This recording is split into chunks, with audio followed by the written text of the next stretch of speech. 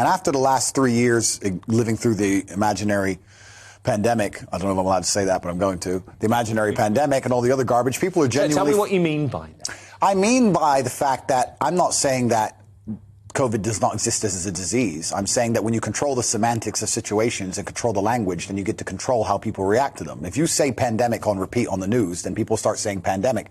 But as a whole, and I ask you this as a genuine question, did you see a pandemic? Not did you see people in masks, because people wore masks, fine. You saw the news. Yeah, everyone saw the news. But did you see with your own eyes a pandemic? Did you see people collapsing in the street? Did you see hospitals overrun? Did you see ambulances running back and forth? No, you did not. You did not see a pandemic. Pandemic of disinformation coming from the mainstream media, and I think people are waking up to it, but I also actually feel very sorry for folk who still feel frightened, because you've still got the New York Times, you've still got the Independent newspaper, you've still got The Gun, you've still got CNN pushing a narrative of fear.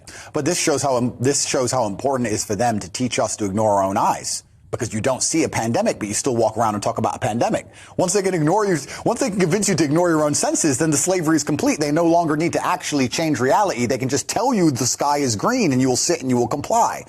And that's what they're scared of. They're scared of people like me inspiring people to actually stand up and say, no, I don't see that, and I disagree with it. And my cancellation came at a point where people have lost a lot of faith in traditional media mechanisms. They've lost faith in traditional social media platforms. They might have helped you.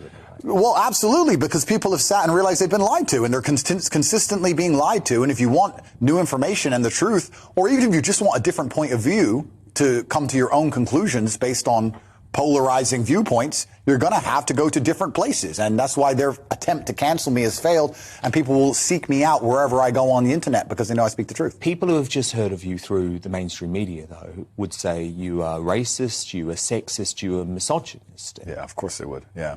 And that's the thing that's so crazy. It's kind of crazy, yeah, they call me racist. I'm mixed race to begin with. And yeah, it's weaponized virtue. If you have any kind of opinion on anything, you're going to have a degree of the population who's upset with your opinion. It doesn't matter if your opinion is the earth is round. There's people who out there who believe the earth is flat, and they're going to be genuinely upset with you. So once the mainstream media decides that you are a dangerous person because you inspire people to think, they're going to come along and they're going to weaponize virtue. They're going to choose a buzzword, racism, homophobic, misogyny, some buzzword that you can't argue against. They're going to take it, they're going to slap it on you, they're going to whip it up in the media machine and try and convince the world that you're somehow a dangerous person and you're a bad person and your ideas should be ignored. And they failed with me absolutely and utterly, and people are starting to realize that they simply lie. And now you're back on Twitter.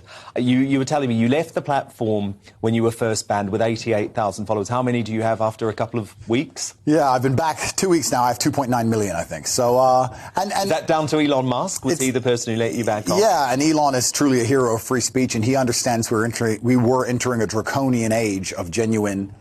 It was genuinely scary where we were heading, and now I start to feel like there's some hope. We're putting a crack in the matrix and a crack in the dam, and I think a lot of people are fed up with having ideas forced down their throat. But it's important that we stand up and talk about these things because it's happening on every level, even from the World Cup to this pandemic to ignoring the imaginary race card in Netflix documentaries. There are so many people not pointing out obvious things in the world that it's getting pretty scary to live in this false reality.